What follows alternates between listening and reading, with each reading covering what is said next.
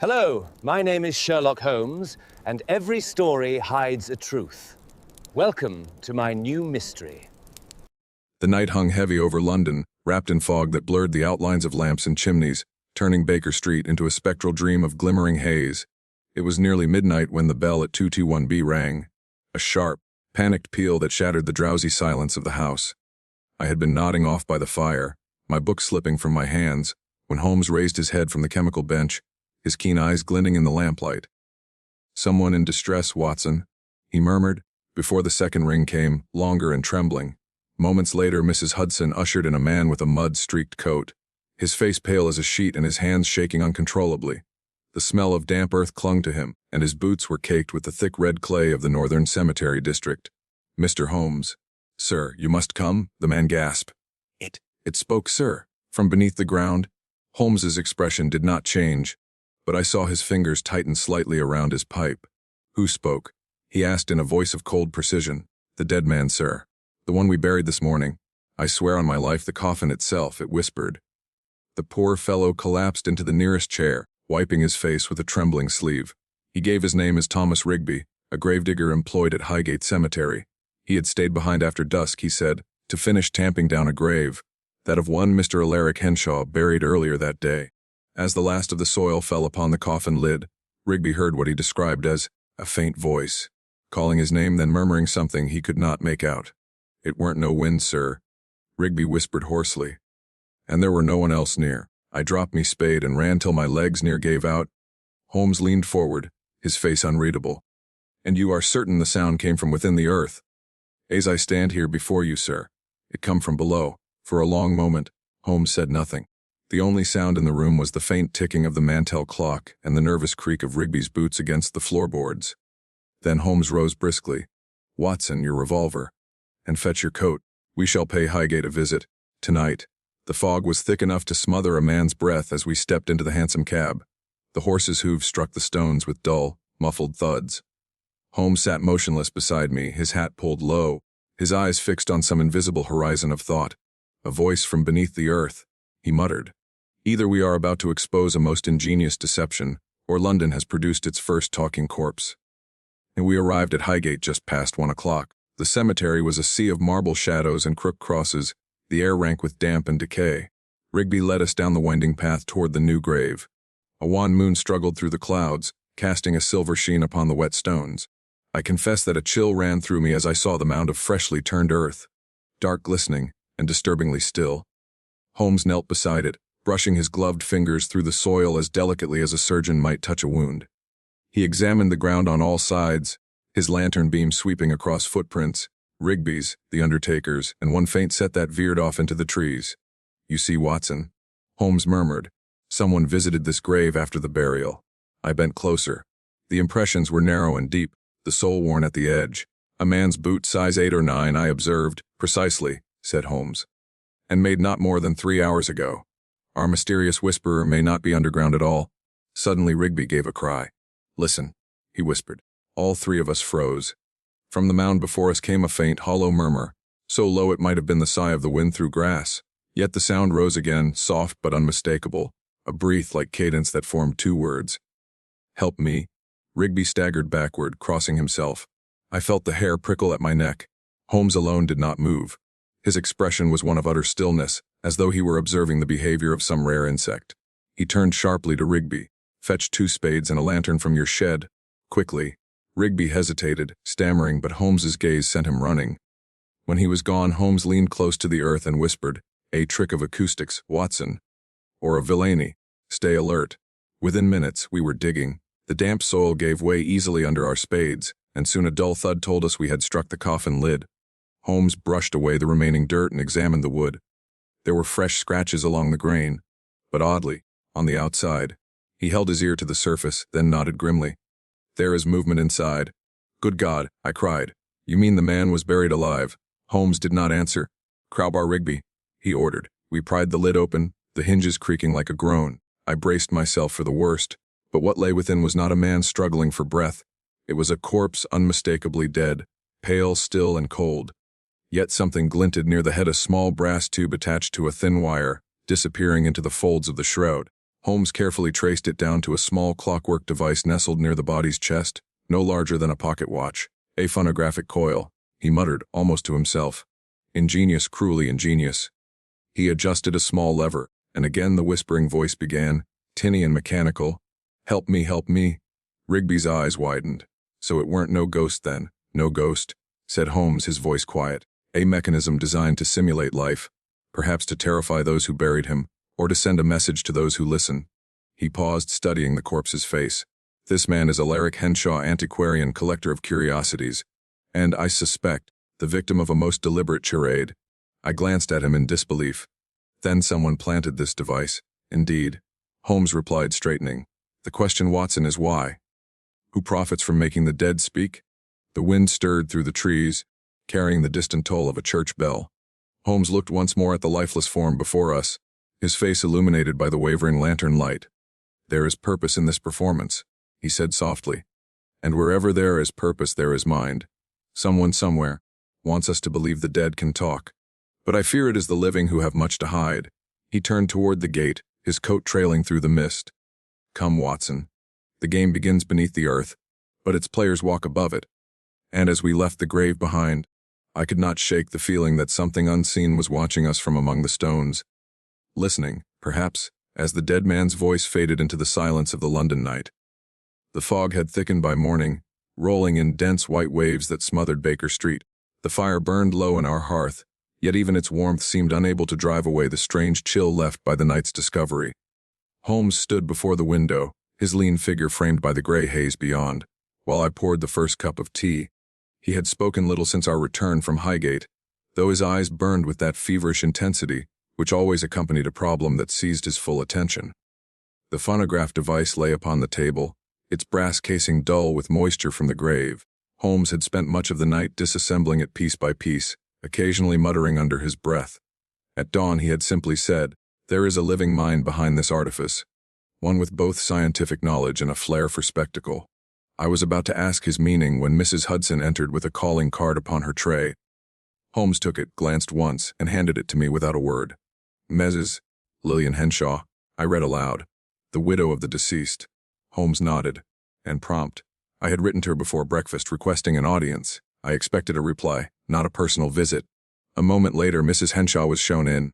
She was a woman of striking composure, not beautiful in the conventional sense, but of that severe elegance which commands attention. Her mourning attire was immaculate, the black veil drawn back to reveal eyes that seemed to have seen far too much grief to be feigned. "Mr. Holmes," she said, her voice steady but low. "You have been to the cemetery." Holmes inclined his head. "I regret the intrusion, madam, but I believe it was necessary. You are aware of the peculiar occurrence connected to your husband's grave." A faint tremor crossed her lips. "Yes," she whispered. "Mr. Rigby came to me at dawn. He said the grave had been disturbed." She paused, her gloved hands tightening around her parasol. "But he also said there was a voice. Tell me, Mr. Holmes, did you hear it?" Holmes regarded her with a long, unreadable stare. "I did. And I heard as well the small device responsible for it. Someone wished to create the illusion that your late husband had returned from death." Her composure faltered. "Returned? No, that's impossible. Alaric was a man of reason. He would have abhorred such mockery. Precisely why it interests me," Holmes said. "Tell me, Mrs. Henshaw, did your husband have enemies?" She hesitated, then looked toward the window, where the fog pressed thickly against the glass. "He had rivals, yes. Men who envied his success. He was a collector of rare manuscripts, some of great antiquity and questionable origin. But he was also a man haunted by obsession. He believed one of his acquisitions, a 17th-century folio, was cursed." "Cursed," I repeated, incredulous. She turned to me, her face pale. He said it whispered to him. Late at night, when he worked alone, he would hear a faint voice from its pages, calling his name. He grew distant, feverish. And then, one morning, I found him collapsed upon his desk. The coroner said it was heart failure. But she stopped herself, her voice trembling. "I have never been certain." Holmes's gaze sharpened. "This folio? Do you still possess it?" "No," she said quickly. "It disappeared the night of his death, along with one of his clerks, a young man named Bramwell. He vanished without a trace." Holmes turned abruptly to his writing desk, pulling a large map of London from the drawer. "The missing clerk, the missing folio, and now a mechanical imitation of your husband's voice, 3 threads, each leading to the same hand." His eyes gleamed as he looked back at her. Tell me, madam, who benefits most from your husband's death? Her jaw tightened. You must understand, Mr. Holmes. Alaric's will was peculiar. Everything, his estate, his collections, his funds, were to pass not to me, but to the Alaric Henshaw Trust for the preservation of voices. Voices. Holmes repeated softly. Yes, he claimed it would fund research into mechanical preservation of human sound, a passion of his in later years. He worked with phonographs, recordings, and devices that could capture speech long after death. Holmes's eyes narrowed to slits. Then perhaps, Mrs. Henshaw, the whisper from the grave was not a message from your husband, but from his legacy itself. Her eyes flashed with alarm. You mean someone within the trust? I mean someone close to it. Holmes interrupted. Someone who knew his experiments well enough to reproduce them and distort them for effect. Mrs. Henshaw rose suddenly, as though the air itself had turned stifling. Mr. Holmes, I beg you, do not let this scandal tarnish his name. Whatever madness possessed him at the end, he was not a charlatan. Holmes bowed slightly. You have my word, madam? The truth and nothing less shall prevail. After she had gone, I turned to Holmes. You think the trust is a front? He smiled faintly. Perhaps. Or perhaps the late Mr. Henshaw's desire to preserve voices has been taken quite literally. He took up the small brass device once more, examining the wire that had connected it to the coffin. This was designed by someone skilled, an engineer, yes, but also a dramatist. I fancy they meant for the grave itself to confess. We spent the afternoon tracing what little we could of the Alaric Henshaw Trust. It was newly founded, its offices established in an old townhouse near Bloomsbury. The trustees, 3 in number, included Mrs. Henshaw herself, a solicitor named Merriweather, and one Dr. Julian Crowthorne, formerly a professor of experimental acoustics at King's College. It was Crowthorne's name that drew Holmes's attention. Acoustics, Watson, the science of sound, the art of voices, and the potential of deception. By dusk, we stood before the townhouse. The sign read the Henshaw Institute for the Preservation of the Human Voice. Inside, the air smelled of oil, brass, and something faintly metallic. A phonograph cylinder turned slowly upon a table, repeating the same words in a distorted murmur, "Do not disturb the dead." Holmes bent closer. Recorded upon an endless loop, a warning or a threat depending on one's inclination. A door creaked open above us. A tall figure appeared on the landing. A man in his 50s, gaunt, his spectacles glinting like ice. "Gentlemen," he said coldly, "I am Dr. Crowthorne. I assume you are here about the grave." Holmes inclined his head slightly. "Indeed, sir. It appears the dead are not resting as peacefully as one might expect." A Crowthorne descended the stairs slowly, each step deliberate. "You should not meddle, Mr. Holmes. Some voices were never meant to be silenced, nor heard again." For a fleeting moment, I thought I saw a flicker of something in the man's eyes, fear perhaps or guilt, but Holmes's expression did not change. On the contrary, he said softly, "I have made it my life's work to listen to what others would rather leave buried." The words hung between them like a spark in the still air, and as the phonograph droned on behind us, whispering its ominous refrain, I could not help but feel that whatever voice had first called to that poor gravedigger in the dark, it had not yet finished speaking. The rain had begun by the time we left Bloomsbury, a steady whisper that turned the streets of London into glistening ribbons of silver and soot. Holmes walked briskly, his collar turned up, his hat pulled low, his long coat trailing behind him like the shadow of a thought he had not yet spoken. I followed, my mind still reeling from the encounter with Dr. Crowthorne and his strange warning about voices that should never be heard again. We said little until we reached Baker Street, where Holmes shook the rain from his coat, lit his pipe, and stood for a long while before the fire, silent. I knew better than to disturb him in that state. His mind was at work, arranging facts, weighing possibilities, turning the world upside down to see which truths might fall free. When at last he spoke, his tone was calm, but there was a gleam of danger in it. "Watson, we must assume that the grave incident was no mere prank. The recording was an artifice, yes, but one designed with precision and purpose. Whoever placed it there meant to convey a message." I poured us both a measure of brandy. "You think Crowthorne is behind it?" Holmes shook his head slowly. "Not yet. His demeanor suggests concealment, not orchestration. No, my dear Watson, he is the keeper of secrets, not their creator. There is another hand at work, and it is one that knows the exact moment to act." He tapped his pipe against the grate. "The unmarked hour. The unmarked hour. The time between death and burial." Holmes replied, "A window during which both life and death may claim a man, depending on which name is written upon the certificate. In that narrow span, the impossible becomes merely improbable." Before I could ask what he meant, there came a sharp knock at the door. Mrs. Hudson entered with a telegram upon a tray. Holmes opened it, scanned the page, and his eyes sharpened. Ah, The clerk. Bram what? Or rather, what is left of him? He tossed me the message. It was from Inspector Lestrade. Body found on the banks of the Thames near Chelsea. Identification uncertain. Signs of asphyxiation. Request your immediate attendance. Within the hour we were standing on the muddy riverbank beneath Battersea Bridge. The gas lamps along the embankment threw weak, trembling halos upon the water. Lestrade stood waiting beside a shrouded form. "Evening, Mr. Holmes." "Doctor," he said, his expression grim. "You were right to keep an eye on this Henshaw affair. This fellow fits the clerk's description. Same height, same build. But take a look at the hands."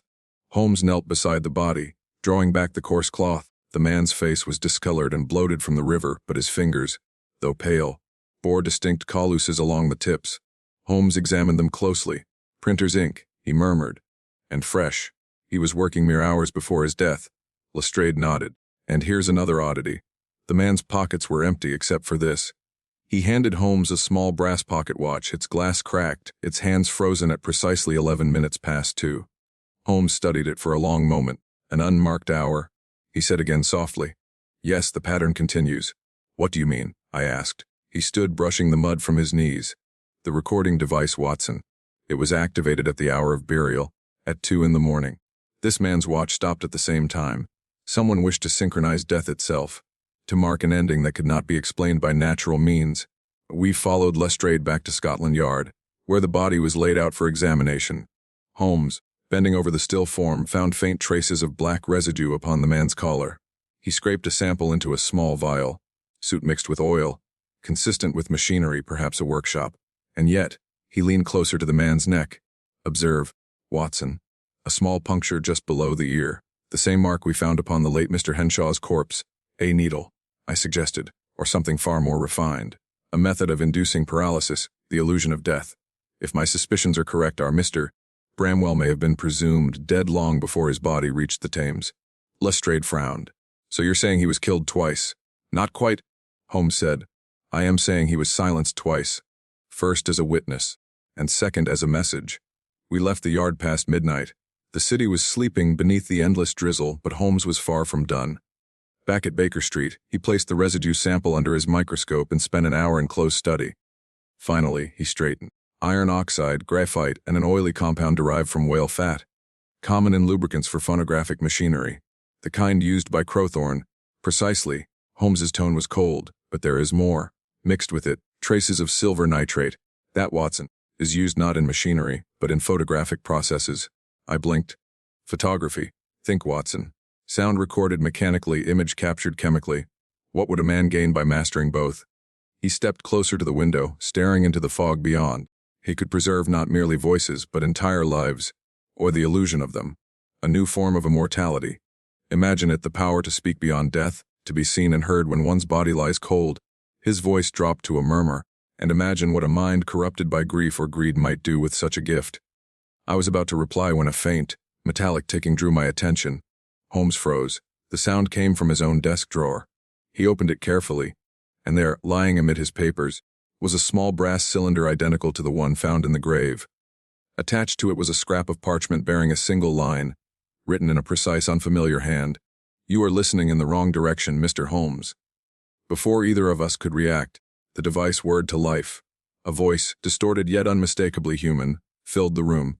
"Do not seek the next grave. The dead have already chosen their messenger." Then silence. Only the ticking of the clock remained.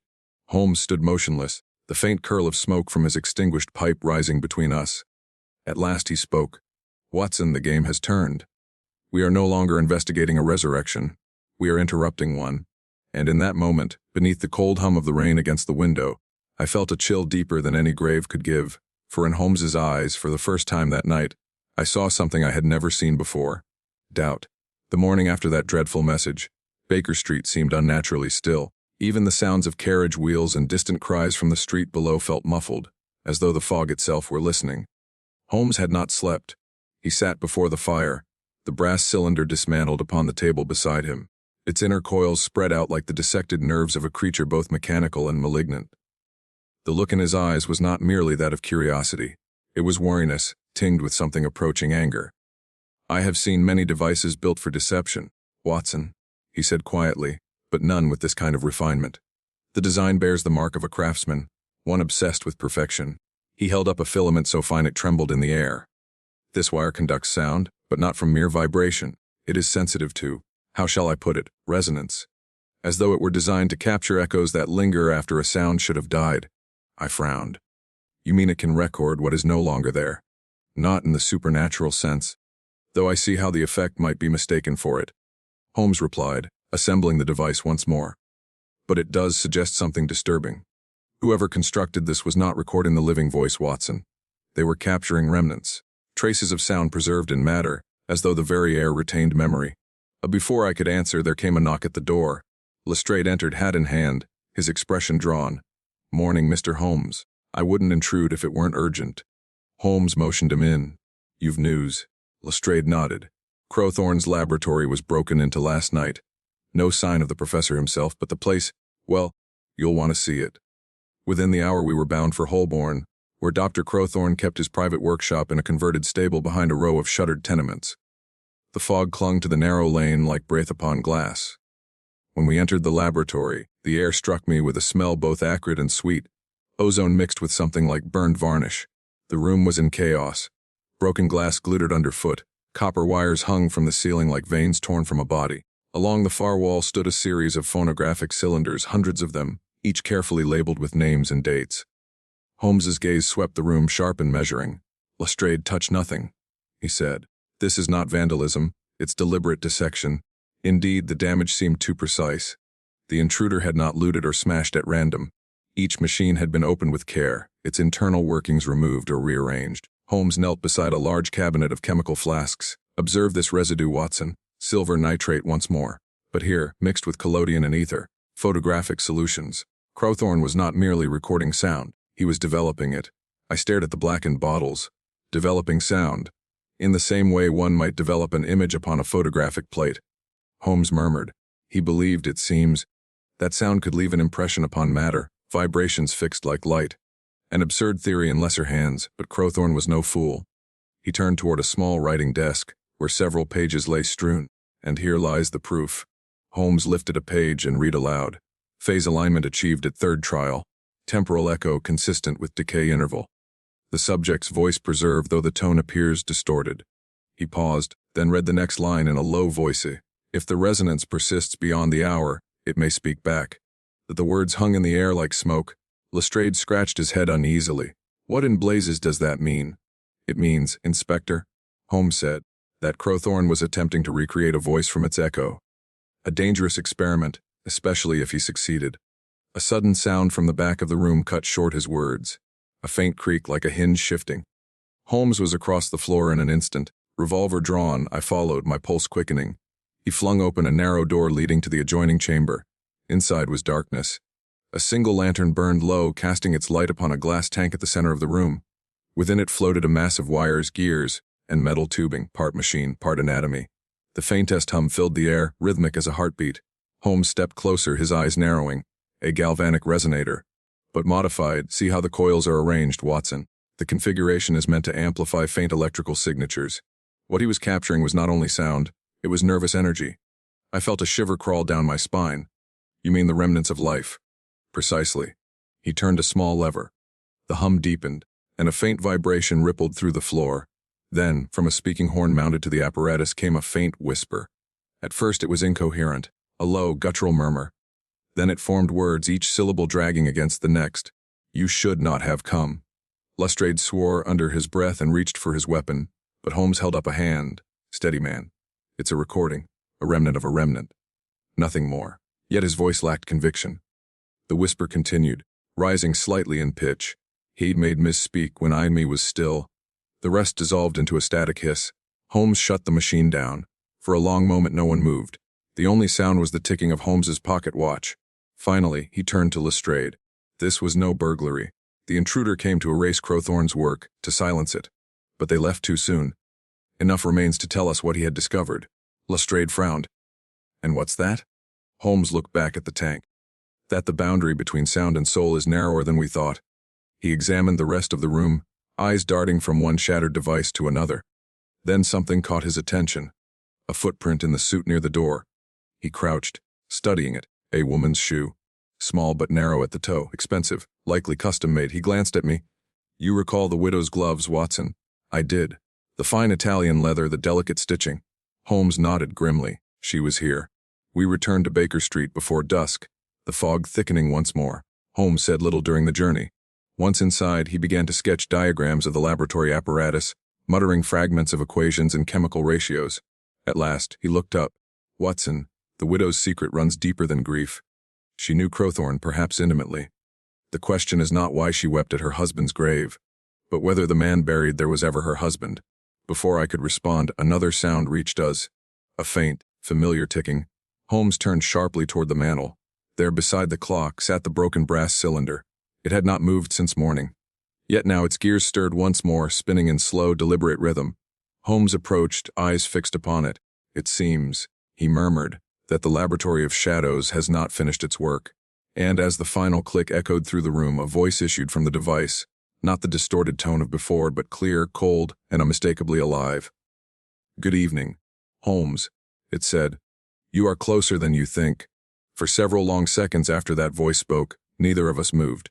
The fire crackled softly, and the faint hum from the brass cylinder filled the silence like the breathing of some unseen presence. Holmes stood perfectly still, his face unreadable, every line of his form taut with restrained calculation. Then, with the precision of a man defusing a bomb, he turned the cylinder's lever to halt the gears. The voice ceased mid-breath, but its echo seemed to linger, clinging to the air, to our nerves, to the very stillness of the room. Watson, he said at last, his tone calm but his eyes bright with that dangerous spark of excitement that meant he had glimpsed a pattern beneath the madness. The grave speaks, the machine answers, and now a voice introduces itself with chilling familiarity. Either someone has contrived a deception of genius, or we stand at the edge of a discovery that defies the natural order. I swallowed hard. Holmes, you can't possibly mean that we've heard the dead speak. He gave a thin smile. I mean precisely that someone wants us to believe so. And if that someone has gone to such theatrical lengths, it can only serve a purpose. Perhaps to frighten, perhaps to mislead, but always to control. He bent over the cylinder again, fingers tracing its seams. Note, Watson, how the mechanism has been altered since morning. A small coil has been added, silver wound with hair, fine copper.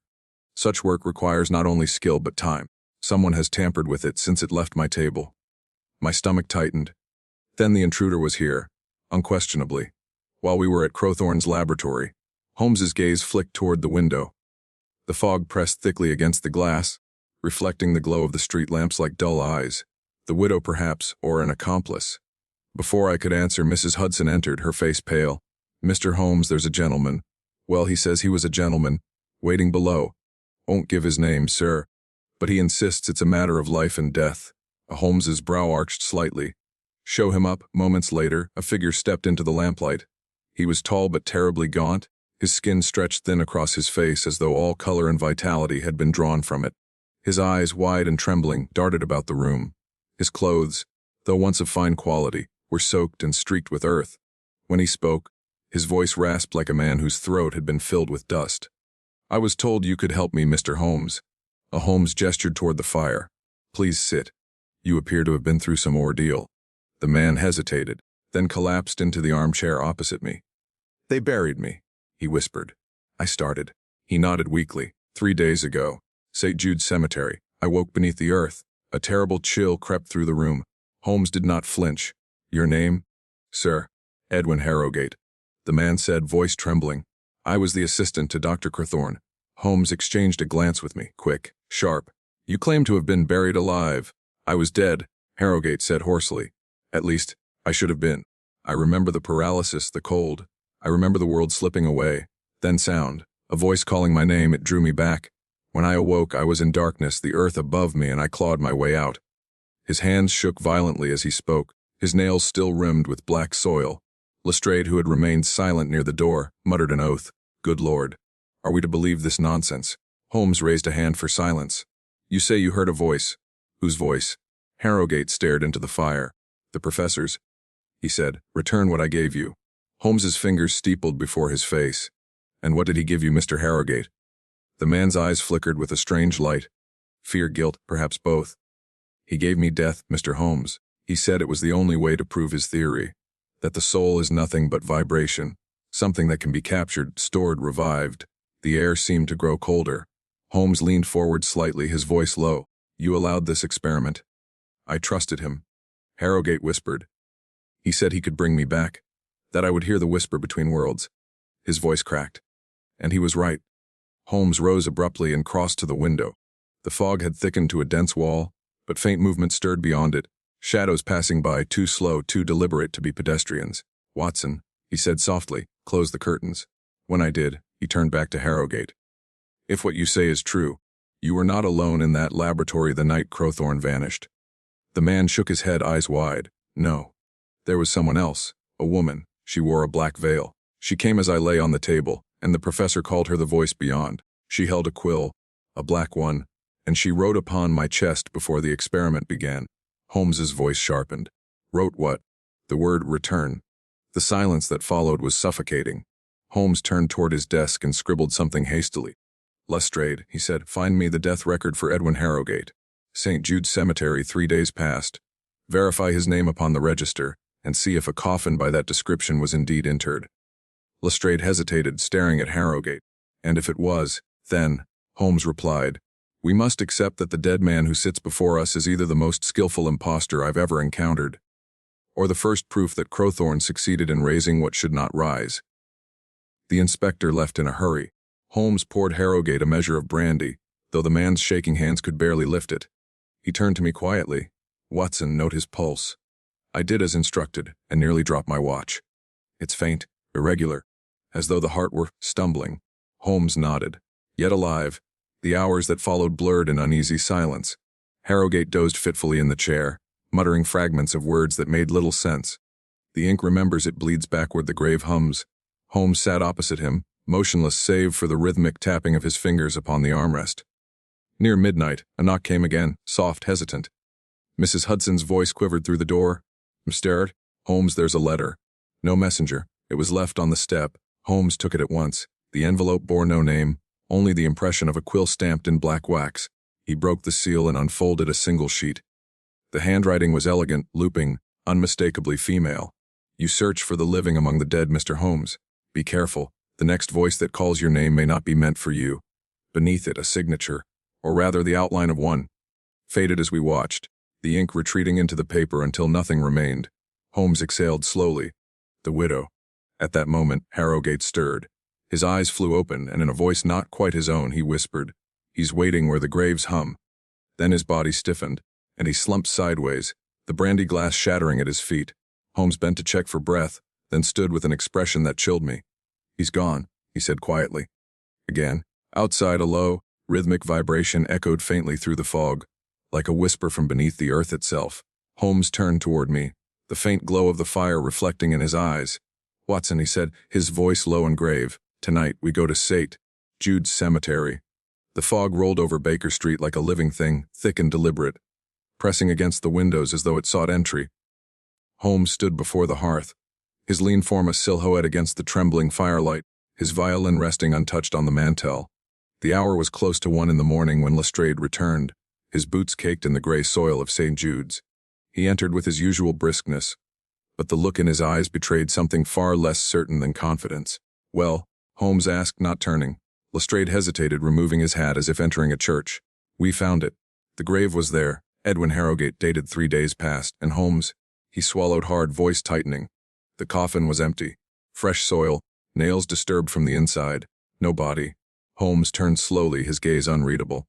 Just as I feared. Lestrade continued. The groundskeeper swears he saw no one enter after dusk, but the grave was tampered with. There were tracks near the rear gate. Small. Like a woman's shoes. The widow. Holmes murmured, pacing toward the desk. She's tied to this from the beginning. A woman who attends funerals but leaves no name, who speaks with men that should be silent. A woman who signs nothing, and yet whose hand writes death itself. The Watson leaned forward. But what could she gain by all this? What purpose could these mockeries of resurrection serve? Holmes stopped, his expression suddenly sharpened by realization.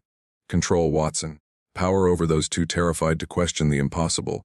Imagine the influence of one who convinces others she can call the dead to speak again. Kings and beggars alike would crawl to her feet. Before Watson could reply, the distant toll of a bell broke the air. Slow, deliberate, hollow. Lestrade frowned. That's not Big Ben. Too faint. Holmes's eyes flicked to the window. No, it's St. Jude's, the cemetery bell. But that bell hasn't rung in decades. Watson's pulse quickened.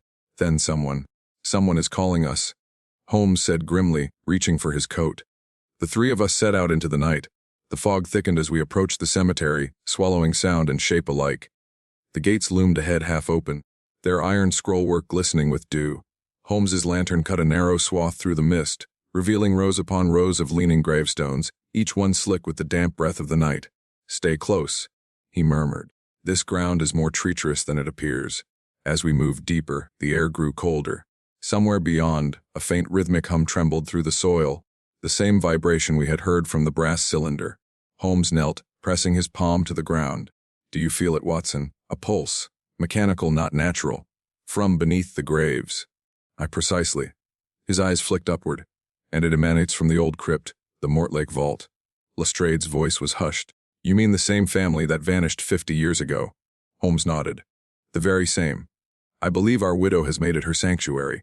We reached the crypt, half sunken into the hillside. Its stone door stood ajar, dark air seeping from within. Holmes raised the lantern and motioned for silence. We descended the narrow stairway, the smell of damp earth and rust filling our lungs. Then came the sound, a faint murmur, like voices speaking just out of reach. Holmes extinguished the lantern. The chamber below flickered with another light, cold and unnatural, the glow of gas lamps burning blue within glass globes. At the center stood a great table of marble, and upon it lay a man. Harrogate, his eyes were open, glassy, his chest rising and falling in shallow, mechanical rhythm. Beside him stood the widow. She wore a veil of black silk, her hands gloved in crimson. In one she held a small device, a metallic quill connected by wires to the man's chest. Holmes stepped forward, his voice firm. You will not touch that lever again. She did not startle. Slowly she turned, her veil shifting to reveal pale lips curved in the faintest smile. Mr. Holmes. I wondered when you would come. Lestrade drew his revolver.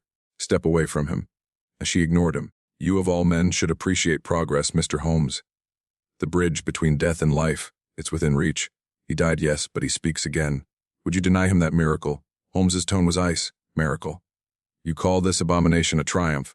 That man's heart beats by machinery. You've transformed him into a puppet, a mockery of life. The widow tilted her head. And yet he speaks. Would you like to hear him?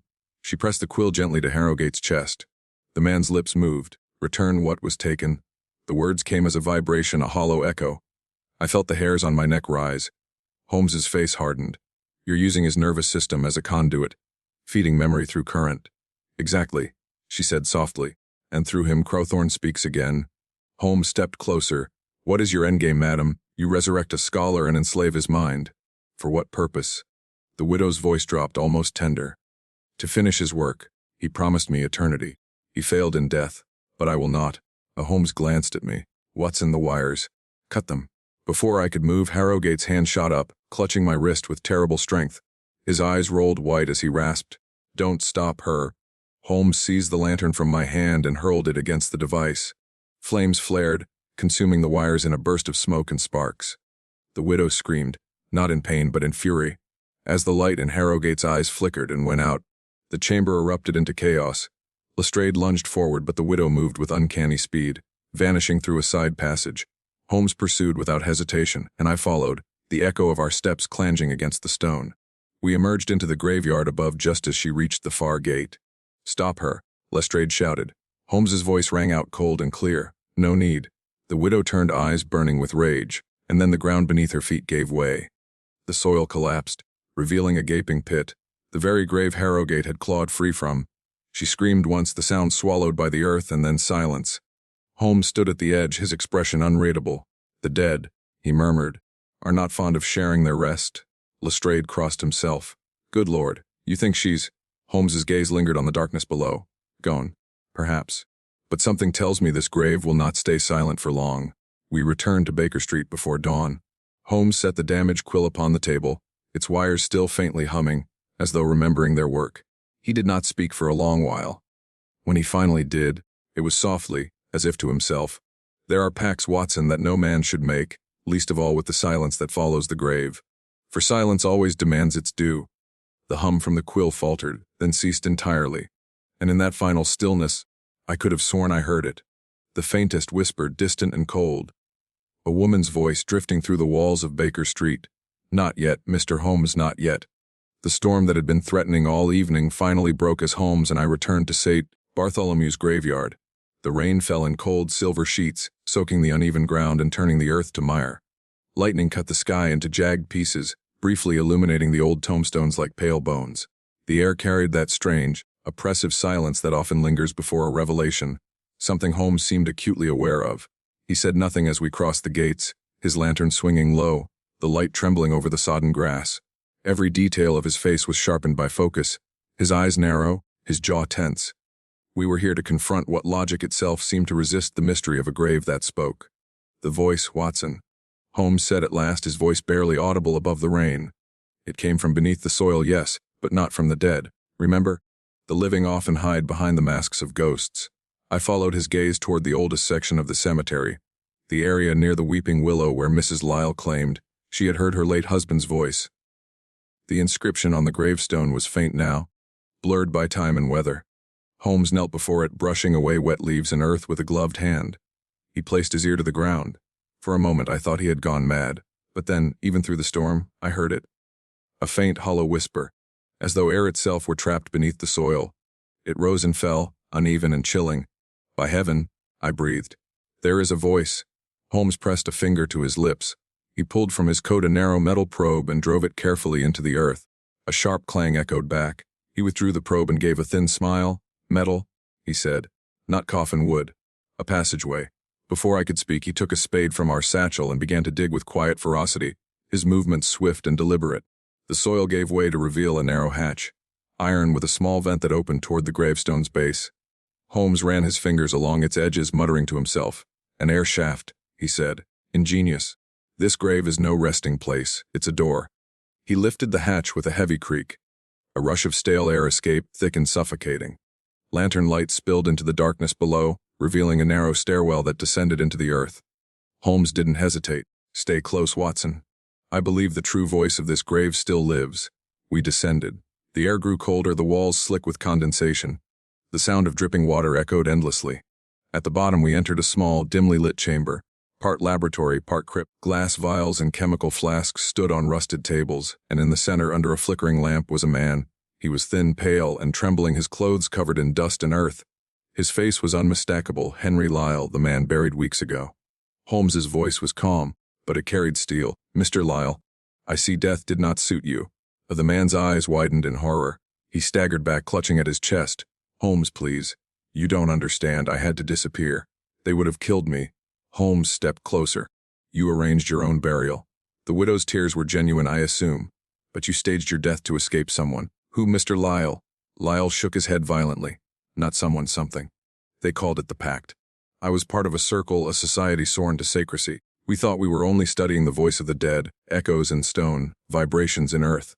But what we found, it was alive. I felt a chill unlike any before. Alive," I repeated. Holmes's expression darkened. "Explain yourself." Lyle's voice cracked as he spoke. "We built machines to capture resonance from beneath graves, to listen for residual sounds. But one night, during an experiment, something answered. It spoke to us from the other side. Words we didn't understand. Some of the others thought it divine, others thought it madness.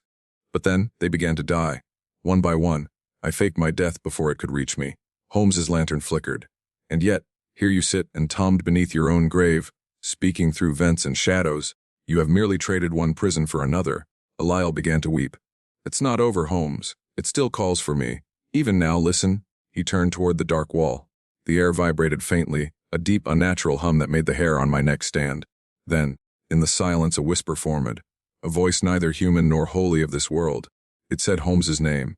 For the first time, I saw something shift in Holmes's expression, an instant of unease quickly masked by resolve. He reached into his coat and withdrew a small flail. With a flick of his wrist, he shattered it against the wall, releasing a thick vapor that hissed and spread through the chamber. "The voice," Holmes said sharply, "is not spiritual. It's chemical. A reaction of gases trapped and ignited by the Earth's minerals. You have been deceived by your own science, Mr. Lyle." But Lyle only laughed, the sound echoing horribly. "You think reason can silence what's already inside us." He lunged toward a switch on the wall. The chamber lights flared, revealing more of the space, and with it, more horror. The walls were lined with coffins, each wired to mechanical devices, each containing something that seemed to breathe faintly within. Holmes seized my arm. "Watson, upstairs, now." We fled up the narrow staircase as the air behind us filled with the rising hum of the machines. Lyle's laughter followed, then a deep rumble as if the very ground was collapsing inward. The hatch burst open as we emerged into the rain-soaked graveyard, gasping for breath. A muffled explosion shook the ground. The grave of Henry Lyle split open, releasing a column of smoke that smelled of burning chemicals. Holmes and I stood back as the storm raged overhead, lightning revealing the name carved upon the shattered stone. Holmes stared at it for a long moment. Then he turned to me, his voice quiet, almost reflective. "Even in death, Watson, man seeks to speak. The question is, who listens, and at what cost?" I followed his gaze to the ruined grave. The echo of that unearthly voice still seemed to linger in the air, though I knew it could only be imagination, or at least I hoped so. Holmes turned away, his coat whipping in the wind. "Come, Watson. London awaits." The dead have had their say. We left the graveyard behind, the storm swallowing our footsteps. Yet somewhere behind us, faintly from the depths of the earth, a single whisper rose again. It spoke not to the widow, nor to the living man who had cheated death, but to Holmes himself, and it said, "We are not done."